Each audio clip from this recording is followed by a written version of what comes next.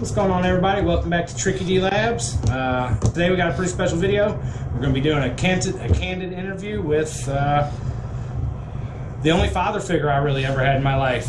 Consider him a grandpa slash father, even though we're not related by blood in any way, shape, or form. But it's the man that pretty much raised me and gave me values of working and being a decent human being, and just helped me get through really shitty parts of my childhood and my young adult life. So his name's Robert Carlson. Call him Grandpa Bob.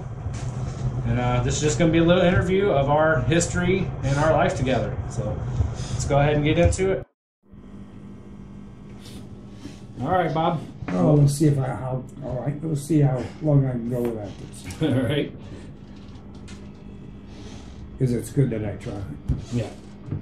All right. So there's a lot. I'm going to learn a lot from this myself. So this is going to be interesting. Let's just start from the beginning, Bob. Let's start all the way back from where you were born and where you were born. Well, I was born in Denver, Colorado in 1940.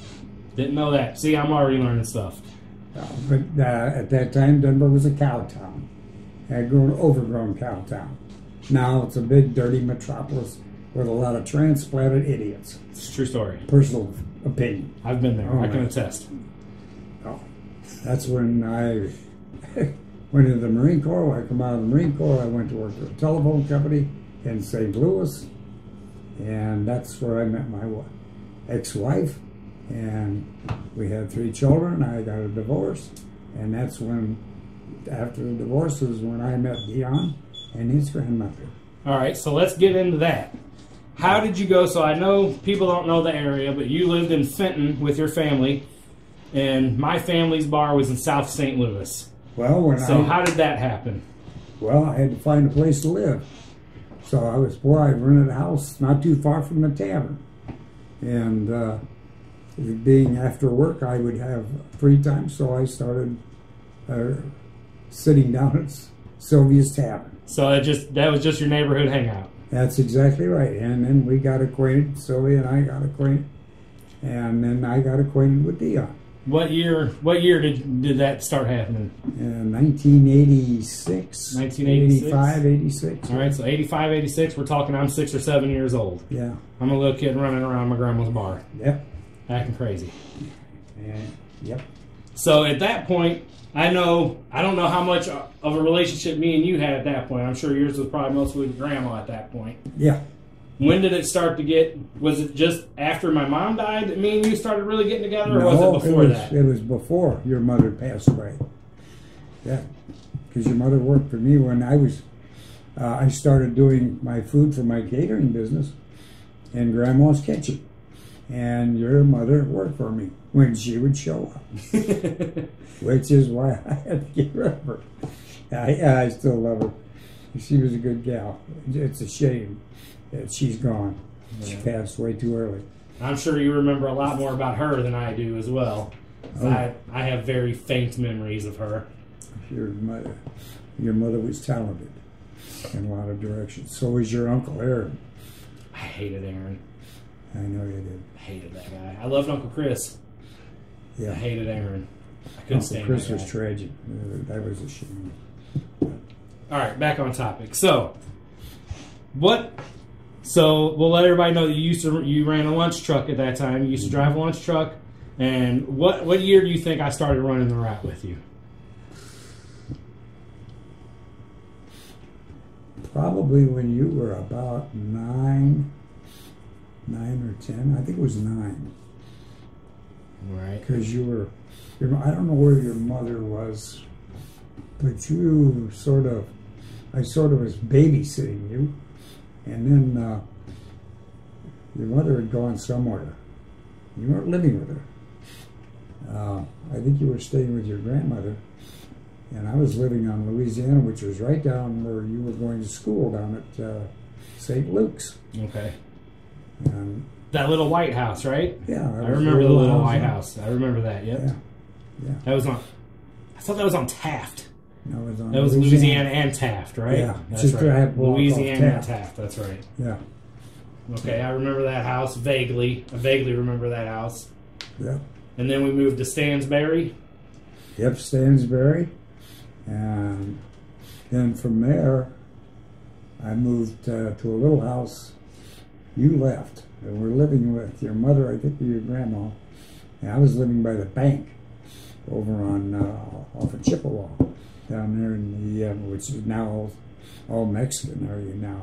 Yeah. And lived there for a while. And then I moved down on South Pennsylvania. I remember living on Pennsylvania, right down Okay. there by the Crystal Wizard. Yeah. I remember living there. Yeah, moved there, and from there we went out to Washington. And Because you were out that's a there whole other story. at the Lutheran. I was out there Boys. at Dakota Boys Ranch. Yeah, Grandma Dakota threw Boys me in Ranch. that hellhole, yeah. Yeah, Which I hated that place. yeah. So I was living out there, and you would come off the ranch, and we'd go have breakfast downtown at what was the name of that place? Fisher's. I can't remember. Eric and I used to go down there on Saturday and have a big breakfast. Nah, going back to the lunch truck thing. So I don't know if you guys know what a lunch truck is, but every morning we would get up at 3:30 or 4 o'clock in the morning, and we'd head to this place called the Commissary, which was in the ghetto. The place was in the ghetto. Still ghetto. Still in the ghetto, but it's not a commissary. Is it still a commissary? I didn't think so. It's a little mom and pop market. Oh, really? So I think so, yeah. we used to get up 3:30, 4 o'clock in the morning, head to this commissary when I was a little kid every morning when I didn't have school, and we'd load the truck up with ice and drinks and milks, chips, candy bars, hot sandwiches, get the coffee brewing, do all the stuff at the commissary. Then we'd be at the first stop at like 5:30 or 6 a.m. Yep. And then we'd run all day to like 1:30 or 2. We'd come home, we'd take a nap. We'd get up again at like 5, go back to the commissary, load the truck back up, and then run the night route. So that was my life for a few years as a kid. I enjoyed it at the time. Still one of the fondest memories I have of as a kid, but that's not to say I wasn't a piece of shit back then, even as a little kid. I used to steal money from him all the time. I'm sure you knew it. Yeah. I used to steal money all the time.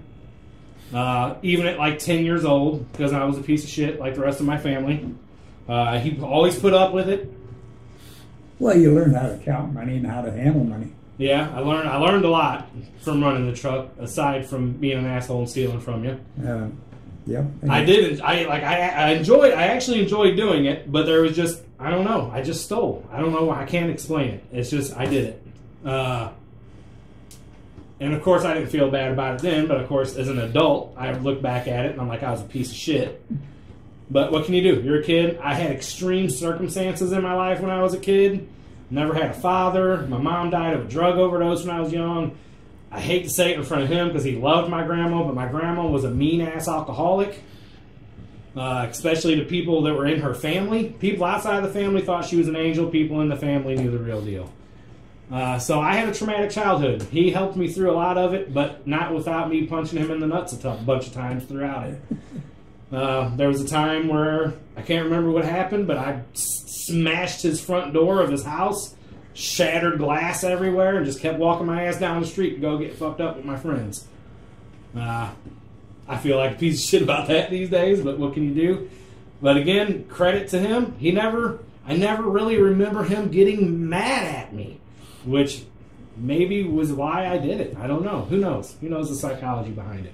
But anyway, he put up with all of my shit as a kid. Well, I did get mad at you, but I also remember that I turned you over my knee one day, and you walked out of the house and didn't come back. I didn't know where you went. I guess you went and stayed at a friend's house until a day or two later when you finally come back. That was one thing I could disappear as a kid. I Yeah. always had somewhere to go. Yep. I could always disappear. Yeah, so maybe we had some kind of weird dichotomy there where you wanted to punish me, but you knew I would just disappear. I don't know. That was years and years ago. And we're still talking about me being like an 11, 12-year-old kid. Yeah, but you grew up better. You grew up good. So then my mom died when I was 14. Yeah.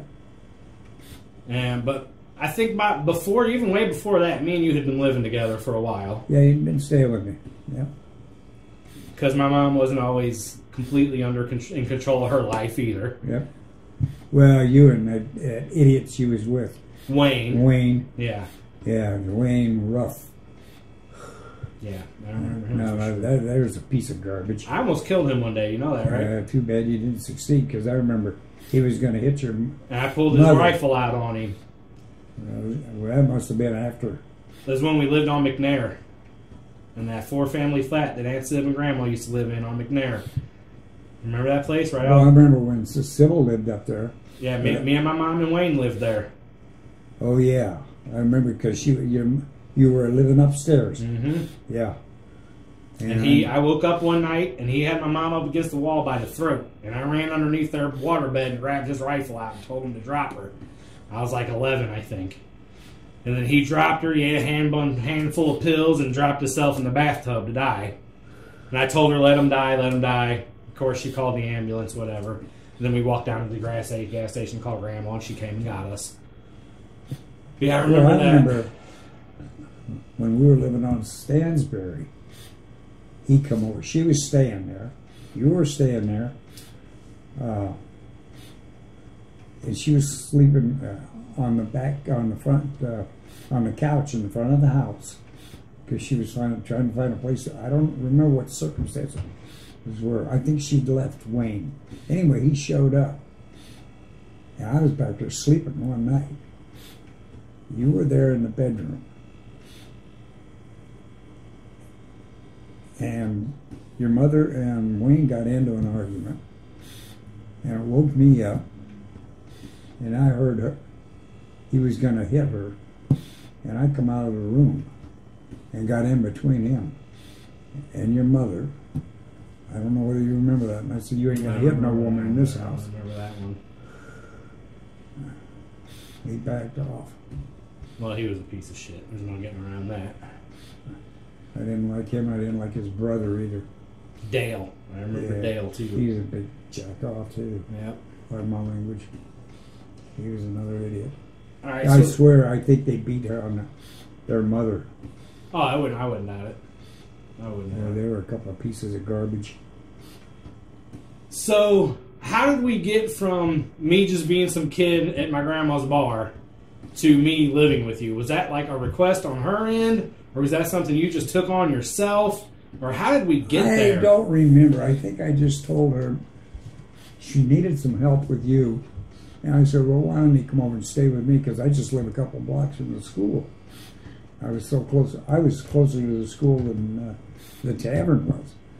So we tried that, and then you had your own little room back there in the back. So that's how that came about. How many years do you think we stayed together? Probably close to a decade, you think? Because I'd say that me and you split ways on Stansbury, right? That was the last house we lived together in. Or not Stansbury, Walsh. Yeah. Walsh was the last house, right? Yeah. And that was in 96. So I was 17. Yeah. You were 17 or 18. And that's when I went and got that apartment on Broadway, I think. And started working for Corwin. Yeah. Yeah. So probably close to a decade, huh? Yeah. It was. Well, it was actually over a decade. Well, 96, yeah, but it was a decade. 86 to 96, yeah.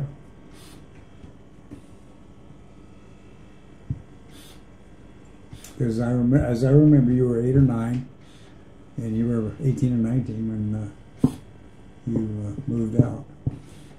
So I don't even know as a kid that if I knew that you had your own kids. I'm not sure I even knew that when I was a kid.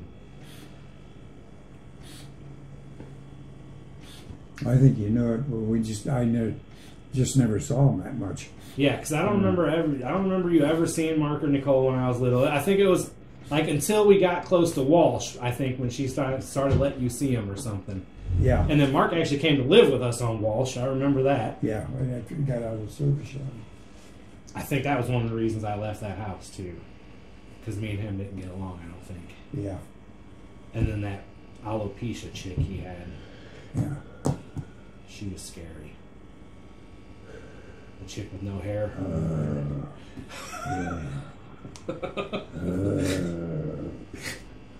What is that condition called? It's alopecia, right? I don't know what they had her on lithium. Something. which is a little bit weird, I guess. I can't remember what her name was. All right, so this guy, beyond just watching me and taking care of me and taking me to work with him and cooking for me and teaching me things and just helping me grow up, he even went above and beyond when I was, after my mom died, my grandma put me in a mental institution. You remember the mental institution? I remember that. It was out at St. Anthony's, yeah. Yeah, the mental institution. Remember that place? So she put me in that mental institution. I got out of there and she put me in Dakota Boys Ranch. Yeah. Which was in a place called Dutso, Missouri, which was outside Washington, Missouri, which was an hour away from South St. Louis where we lived. And I lived in this boys' home for 2.5 years. And I was miserable out there. And I started going to the public high school there from the boys' ranch. Yep. And I guess I got comfortable at that high school. And I don't really even know how that came to be. But you moved all the way out to Washington so I could continue to go to that school. Yeah. How did that happen? Well, I have a place to live at, and well, I at that time I was living above the tavern, and because it was so convenient, I could park the truck across the street at Lutheran Hospital lot, which meant it was protected. I didn't have to worry about it getting broken into. Yeah. And I could cook some of my food downstairs at the tavern, so I was staying upstairs in the room up there, and Grandma and Sybil were living over there on McNair, and from there...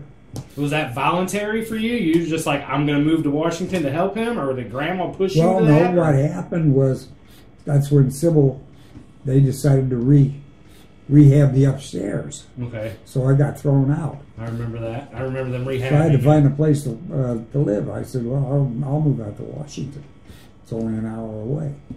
Yeah. But, I mean, saying only an hour away is easy to say, but it caused you a lot of extra work in your life at that time. Oh, yeah, I had a beautiful... Because you had to wake up an hour extra earlier to drive all the way down to St. Louis every day to do the route, and to drive all the way back at the end of the day. No, I got up about the same time, just a little earlier.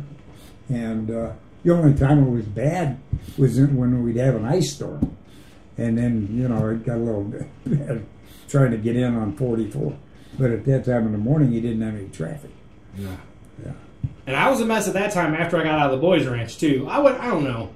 I was just doing kid stuff, I guess. But I was hanging out with Joey. I was smoking weed. I was doing acid. I was doing all kinds of crazy shit out there in Washington. I don't even know if you knew all that. I figured you were into something, but I never knew what.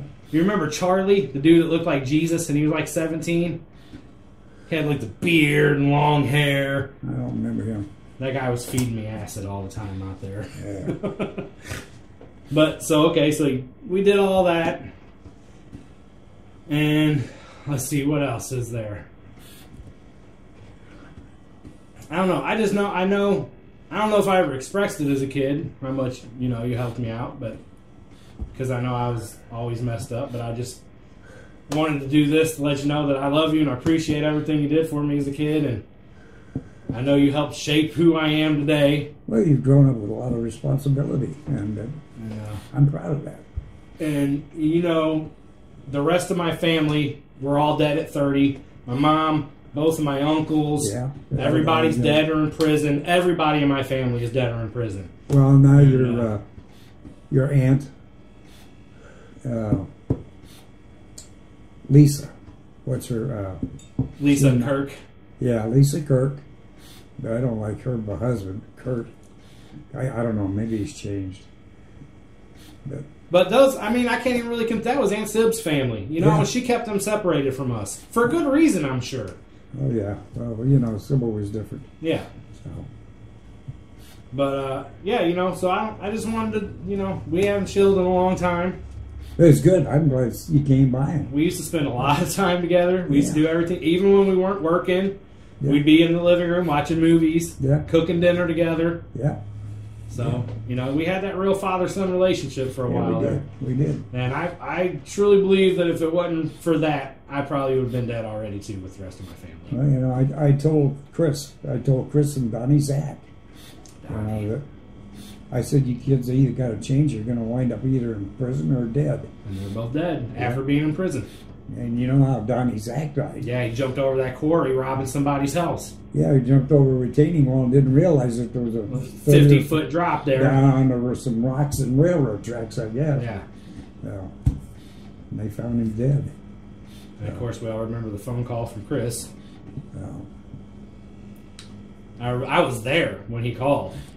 oh, no kidding. Yeah, Aunt Sib was going ape shit because Aunt Sib answered the phone. And she was like, Chris, and I guess he had sounded messed up already. She's like, what's going on, Chris? He's like, I'm dead, Aunt Sib. I just killed myself. And then she started flipping and gave the phone to Grandma, and I think he died on the phone. Yeah. He was either on the phone with her or they were together. I think he was, I guess he was on the phone. I think he was on the phone. Yeah. And he died on the phone with Grandma. Yeah. So all three of my grandma's kids, and I don't want to get into her parenting because I don't know her parenting style. But all I know is my grandma and my great aunt were twin sisters. They lived together their entire lives. My grandma's kids are all dead and in prison at 30 years old, and my great aunt's kids all went on to be functioning members of society with children and homes and jobs and stuff. Yeah. So it had to be something with the parenting there. It's the only thing I can come to. A lot of it had to do with circumstances. In circumstances, the bar. Yeah. You know, I think you would have had a much better life, and your mother had your grandfather not insisted that they move down to South St. Louis and open that tavern. Because Sybil was working at the Country Cupboard. Your mother was working at Al Baker's making good money. She was making a couple $1,000s a week in tips. Holy crap. Yeah. And all that went away, and they had to move down that dump. And it was a dump. I hate to say it. You know, it turned out to be a nice place after they, you know. Well, it had a good 15-year, 20-year run there where it was a good spot, yeah. Yeah. Spot that everybody in South St. Louis loved. Yeah, it was a good spot. It was a good, clean spot. You could go in. You could bring a family in. Had no problems. You know. Yeah, this thing beeps. If you're not on it. Yeah. It has. But I get on it because it is a strain on the heart. So even though my heart doctor told me that my heart's better now than it was 2 years ago. Oh, damn. No. I can't explain it. But like I said, I don't use canned food, canned vegetables anymore. I use fresh vegetables. I cook those. I steam them, and then I cook them in garlic butter. Nice. Saute them in garlic butter. All them damn things. So I don't have constipation anymore. It takes care of that problem too. Nice. So, well, I'm just trying to keep her going until I can keep going and finish that thing out in the garage. I want to get to drive it before I croak. All right. Kick the bucket.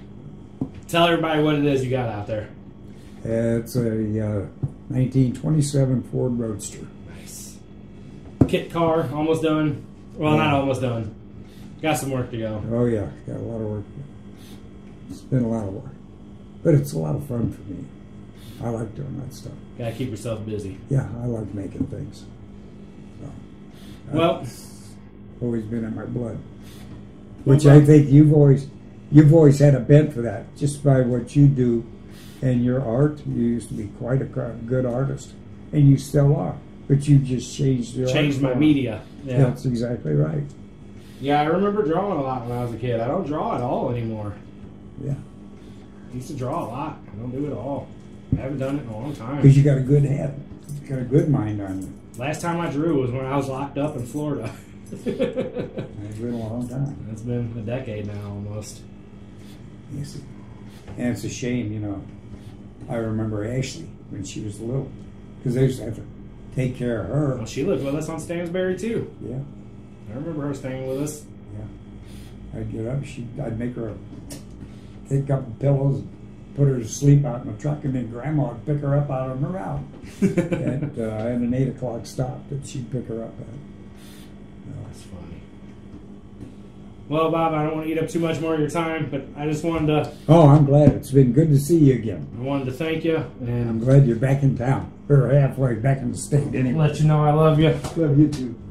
Keep doing what you're doing, son. You know, you're my dad, man. You know, Oh, that's just it's what it is. that's good. I bet it is really, truly good to see you.